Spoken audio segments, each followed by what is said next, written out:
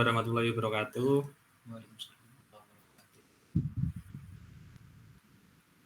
Yang terhormat Bu Rismita selaku dosen mata kuliah kreativitas dan berpikir kritis, dan teman-teman yang telah menyempatkan waktu untuk melaksanakan diskusi pada malam kali ini.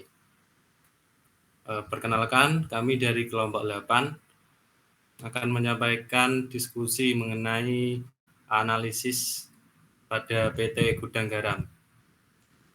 Adapun anggota kelompok kami, yaitu yang pertama ada Ahmad Agung Ansori dengan NIM 034, yang kedua ada Hendri Wijaya dengan NIM 081, yang ketiga ada Mufator Rozak dengan NIM 114, dan yang keempat ada Arekatul Namla dengan NIM 074.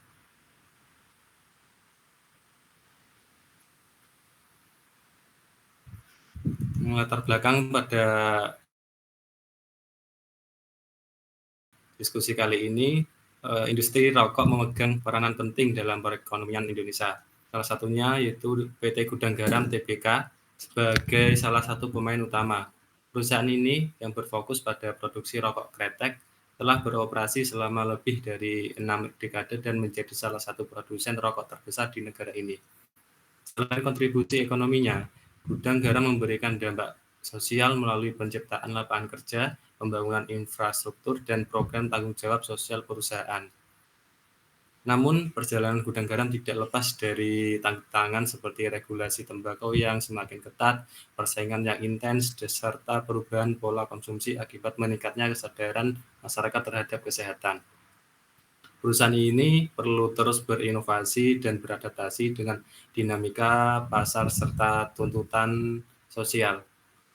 Di tengah meningkatnya kesadaran akan bahaya merokok, rokok tetap menjadi komoditas yang banyak dikonsumsi di Indonesia. Menciptakan dilema, Gudang Garam harus menjaga keseimbangan antara memenuhi permintaan pasar, mematuhi regulasi pemerintah, dan mendukung peningkatan kesadaran sosial tentang kesehatan.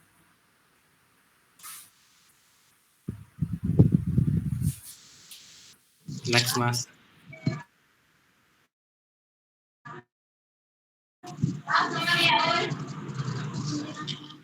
Selanjutnya yaitu sejarah PT Gudang Garam.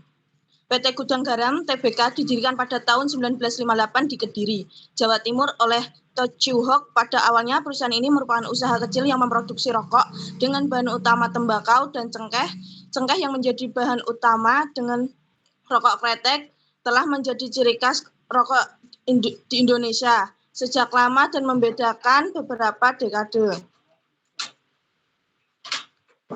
Gudang Garam berhasil tumbuh menjadi perusahaan besar yang memproduksi berbagai macam jenis rokok kretek untuk memenuhi kebutuhan pasar domestik dan internasional. Pada awalnya perusahaan ini fokus pada pasar lokal di Indonesia. Namun seiring dengan perkembangan, Gudang Garam mulai merambah pasar internasional, terutama ke negara-negara yang memiliki komunitas besar perokok Indonesia, seperti Malaysia, Timur Tengah, dan beberapa negara Eropa.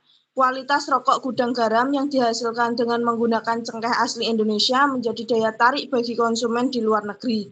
Dan perusahaan ini berhasil membangun jaringan distribusi yang luas, baik domestik maupun internasional Gudang Garam. Produk unggulan dari Gudang Garam.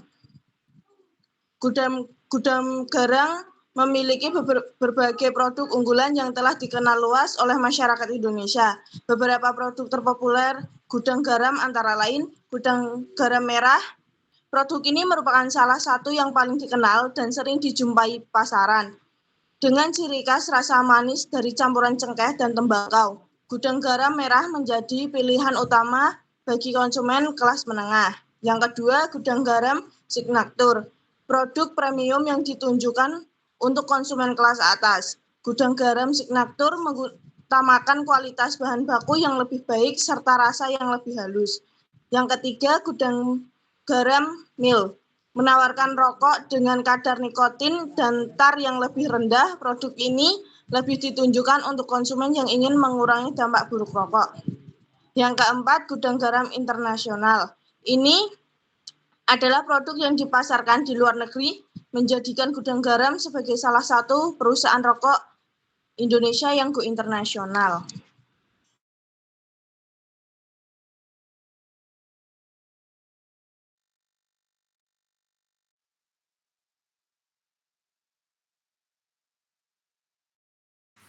Selanjutnya analisis SWOT pada PT Gudang Garam.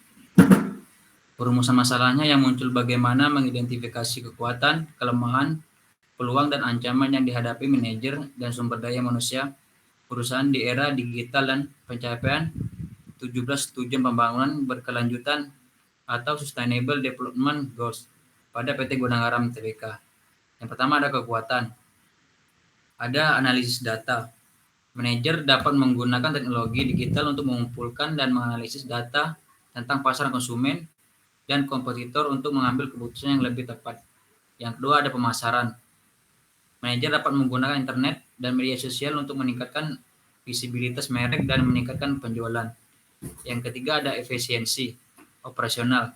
Manajer dapat menggunakan teknologi untuk meningkatkan efisiensi operasional seperti otomatisasi proses produksi dan pengiriman. Yang keempat adalah inovasi. Manajer dapat menggunakan teknologi digital untuk menemukan inovasi baru dan meningkatkan kualitas produk. Yang kelima ada konektivitas. Manajer dapat meningkatkan konektivitas dengan konsumen, mitra dan karyawan melalui teknologi digital. Selanjutnya ada kelemahan. Yang pertama ada kemampuan teknologi. Manajer pada PT Gudang Garam mungkin tidak memiliki kemampuan yang cukup untuk mengelola teknologi digital yang dibutuhkan dalam mengelola perusahaan. Yang kedua, risiko keamanan. Manajer pada PT Gudang Garam harus mempertimbangkan risiko keamanan yang terkait dengan mengelola data dan informasi perusahaan secara digital. Yang ketiga, ada ketergantungan pada teknologi. Manajer pada PT Gudang Garam mungkin terlalu tergantung pada teknologi digital, sehingga mengurangi keterampilan dasar dalam mengelola perusahaan. Yang keempat ada risiko disrupsi. Manajer harus siap menghadapi disrupsi dari perusahaan teknologi baru yang mungkin merusak bisnis perusahaan. Yang kelima, kurangnya interaksi langsung. Manajer mungkin kurang terbiasa dan interaksi langsung dengan karyawan dan mitra bisnis, karena semua interaksi dilakukan secara digital. Yang selanjutnya ada peluang. Yang pertama ada pemasaran. Manajer dapat mengeksplorasi peluang yang ditawarkan oleh teknologi digital untuk meningkatkan pemasaran dan meningkatkan penjualan. Yang kedua ada analisis data. Manajer dapat menggunakan teknologi digital untuk mengumpulkan dan menganalisis data tentang pasar, konsumen, dan kompetitor untuk mengambil keputusan yang lebih tepat. Yang ketiga ada e-commerce. Manajer dapat mengeksplorasi peluang yang ditawarkan oleh e-commerce untuk meningkatkan penjualan dan memperluas jangkauan pasar. Yang keempat ada inovasi. Manajer dapat mengeksplorasi peluang yang ditawarkan oleh teknologi digital untuk menemukan inovasi baru dan meningkatkan kualitas produk. Yang kelima ada otomatisasi. Manajer dapat mengeksplor peluang untuk meningkatkan efisiensi operasional dengan mengotomasi proses produksi dan pengiriman. Yang terakhir ada ancaman. Yang pertama, persaingan yang semakin ketat dari perusahaan lain yang juga menggunakan teknologi digital untuk meningkatkan efisiensi dan pangsa pasar. Yang kedua, teknologi yang berkembang dengan cepat dapat membuat produk dan layanan yang ditawarkan oleh perusahaan kurang relevan atau tidak up to date. Yang ketiga, keamanan data dan sistem yang semakin penting dalam era digital. Perusahaan harus memastikan data pelanggan dan operasional perusahaan aman dari serangan siber. Yang keempat, adanya pengaruh dari teknologi digital dalam perubahan perilaku konsumen yang dapat mempengaruhi permintaan atas produk perusahaan. PT Gudang Garam dapat menyesuaikan upayanya dalam mendukung tujuan pembangunan berkelanjutan atau SDGs dengan berfokus pada berkelanjutan produksi, efisiensi, energi, serta peningkatan kualitas produk yang berkelanjutan, sambil memperhatikan aspek sosial dan lingkungan dalam operasionalnya. Yang selanjutnya, next Mas.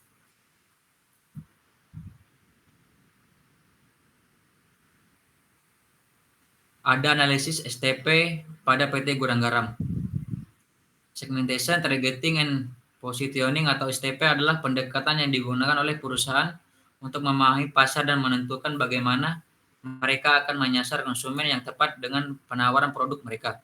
Berikut adalah analisis STP untuk PT Gudang Garam. Yang pertama ada segmentasi. Segmentasi pasar dilakukan dengan memecah pasar besar menjadi kelompok-kelompok konsumen yang lebih kecil berdasarkan faktor pada PT Gudang Garam. Sebagai perusahaan rokok, mengidentifikasi beberapa segmen utama. Yang pertama ada segmentasi demografis. Yang pertama ada usia, pendapatan, dan yang terakhir ada jenis kelamin. Selanjutnya ada segmentasi fisiografis. Yang pertama ada gaya hidup. Yang kedua ada nilai dan kepribadian. Yang ketiga ada segmentasi geografis. Wilayah. PT Gudang Garam menguasai pasar Indonesia, tetapi juga mengembangkan pasar internasional, khususnya di negara-negara yang memiliki komunitas Indonesia atau konsumen yang menyukai rokok kretek, seperti di Timur Tengah, beberapa negara Asia, dan bahkan Eropa. Yang kedua ada penargetan atau targeting. Setelah melakukan segmentasi, pada PT Gudang Garam memilih untuk menargetkan beberapa segmen utama di pasar perokok Indonesia dan internasional, yaitu ada pasar massal, yang kedua ada pasar premium, yang ketiga ada pasar internasional. Yang terakhir ada posisi atau positioning. Posisi produk di pasar sangat penting untuk membedakan produk Gudang Garam dari pesaing. Posisi ini didasarkan pada cara perusahaan ingin produk mereka dipersepsikan oleh konsumen. Yang pertama ada posisi sebagai merek, yang kedua ada posisi premium untuk konsumen tertentu, yang ketiga posisi tradisional dengan sentuhan modern. Dalam rangka memahami pasar dan menentukan produk yang akan ditawarkan pada PT Gudang Garam, melakukan segmentasi, penargetan, dan posisi untuk memastikan mereka bisa menjangkau konsumen yang tepat. Perusahaan menargetkan berbagai segmen pasar, mulai dari konsumen dengan pendapatan menengah hingga segmen premium, dan juga memperluas jangkauannya ke pasar internasional. Terima kasih.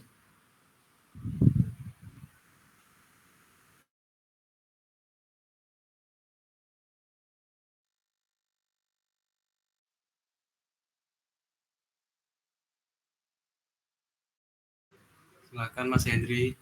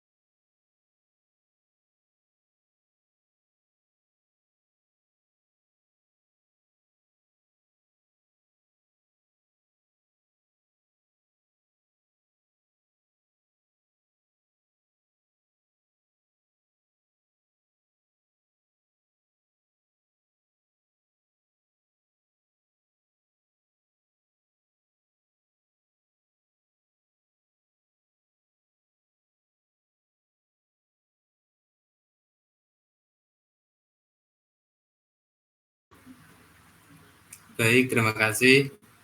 Berikut adalah hasil diskusi dari analisis pada PT Gudang Garam.